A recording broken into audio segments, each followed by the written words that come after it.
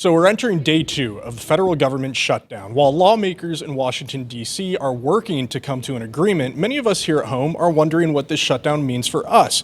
Today, we're lucky to be joined by Congressman Steve Womack. Mr. Womack, thank you so much for being here. No, it's great to be with you. So first off, it's been all over the news, but can you quickly give me a little recap? How did we get here? Oh, wow, Beau, that's such a simple question, and it deserves a simple answer. Uh, but can we just start with the fact that the budget process in Washington, D.C. is broken, and it has been broken for a long time.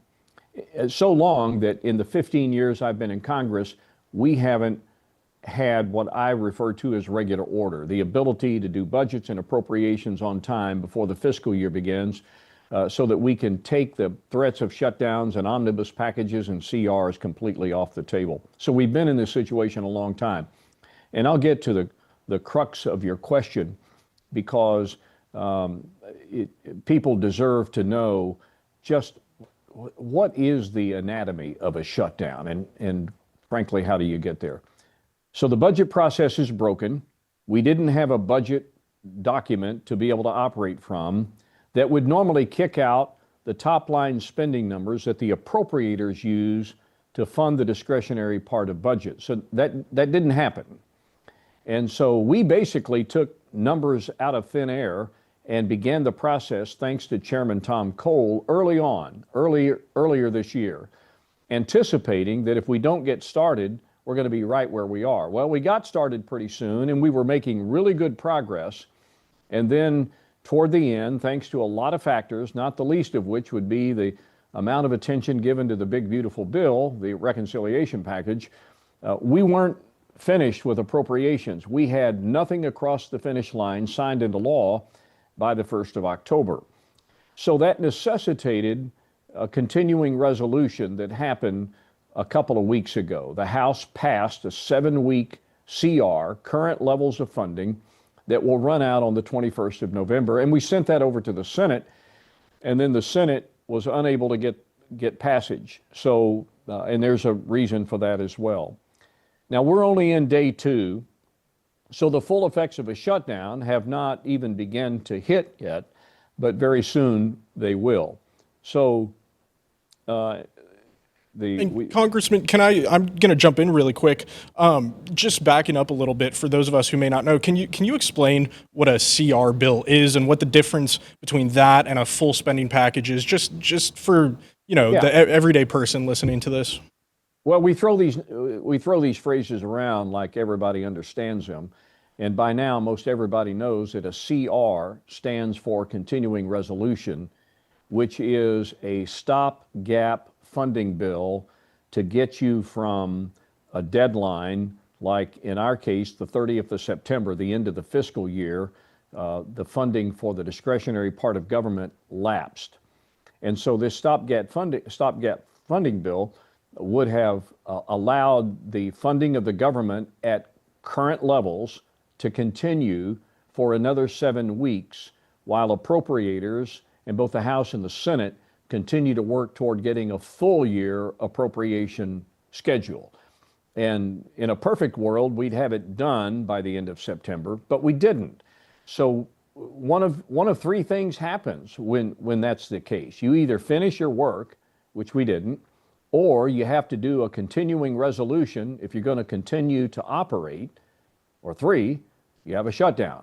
So, and that's always the worst option. So here we are in day two of a shutdown, and there will be consequences for our failure to either fund the government at new levels or fund it at the current levels, which is what's led to the shutdown of the government as we speak. And before we get into what some of those larger effects could be down the road, let's talk a little bit about, we're in the shutdown now, but I understand that you had some bills in the works that you've been working on for a while that affect us here at home, talking about some of this rapid expansion in Northwest Arkansas, and that might have gotten a little bit lost in the chaos of this shutdown. Can you tell me a little bit about some of those bills, what you've been working on? Yeah, so we can go all the way back well over a year ago when we were trying to do the fiscal year 25 appropriations package, and we had tens of millions, in fact, in excess of $100 million worth of projects that were beneficial to the 3rd District of Arkansas that we lost when we had to do a CR back in December a year ago. And we did that CR up through the 30th of September. Well, actually, it went to March, and then in March, we did one through the 30th of September. And that's the CR that ran out at the end of September. And inside the work of the Appropriations Committee, and inside the work of the Transportation and Housing and Urban Development Subcommittee that I chair, again, are many projects beneficial to the 3rd District.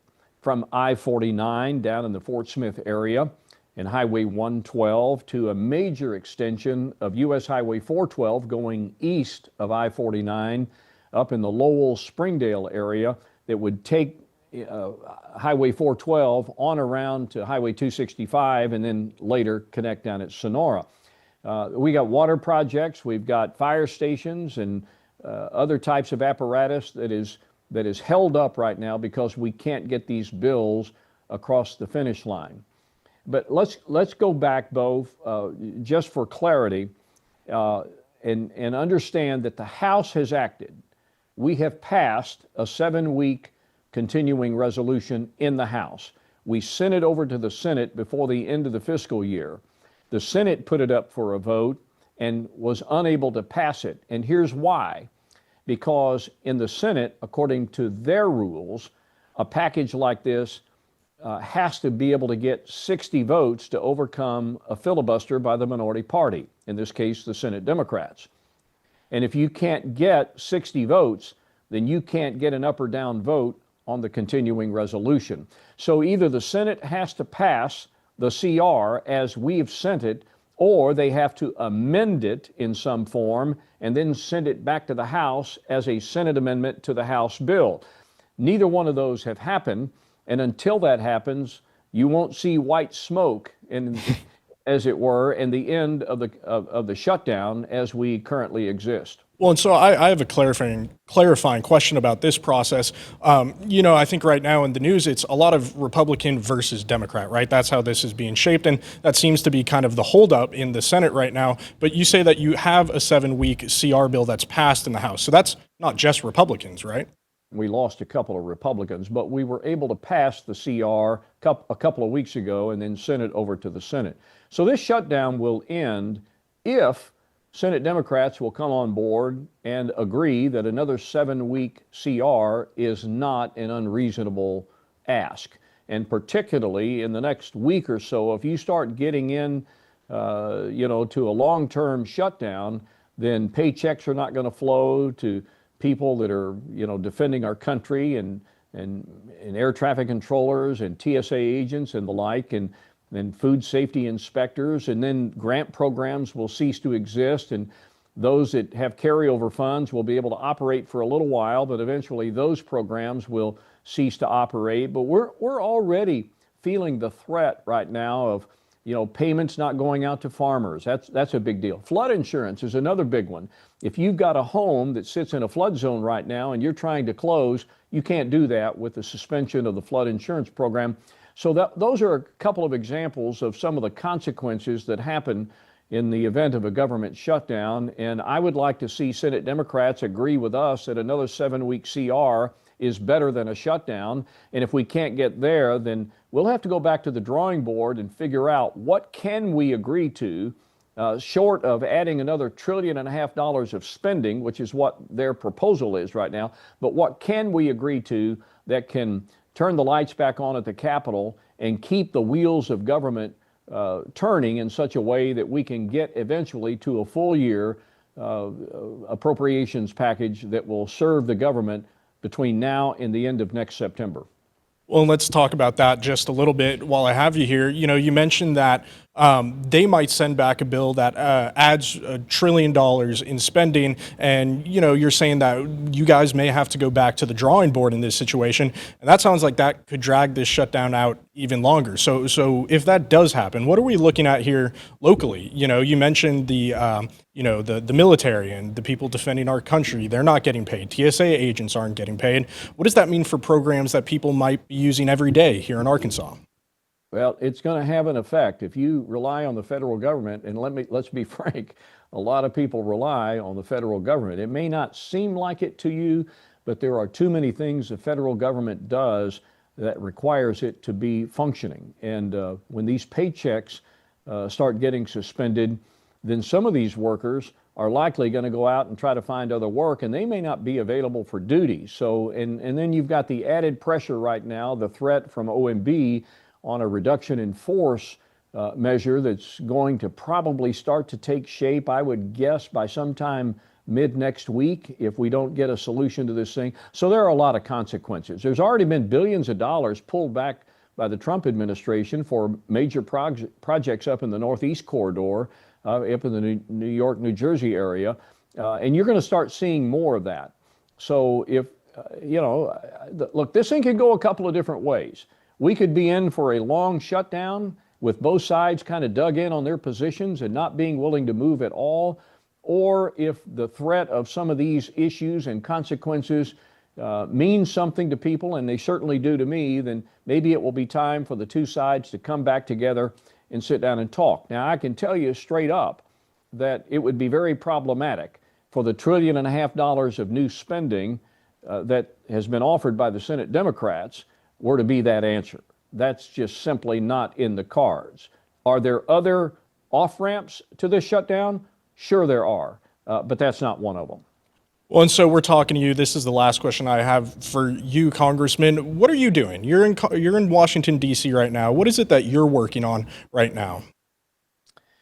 Well, I'm here because the 3rd District of Arkansas elected me to represent their views and their ideas, and I think it's important for senior appropriators to actually be in Washington. I mean, it's an appropriations process that has been hijacked as a result of this shutdown.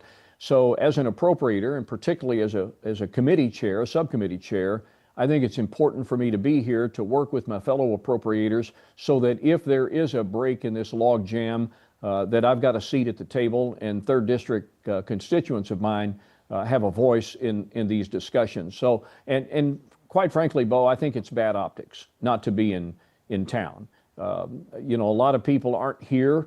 And look, they have to make their own decisions. My decision is I'm going to be in Washington for as long as this shutdown persists, because I want to be at the table when negotiations ramp up on how we get out of this mess. And that's why I am in Washington, D.C. as we speak. Not a lot going on right now.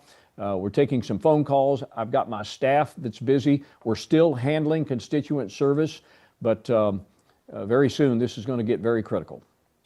Well, Congressman, thank you so much for the update. Hopefully this gets wrapped up soon. Thank you so much for taking the time to talk with us today. Always good to be with you, Beau. Thank you so much. Thank you.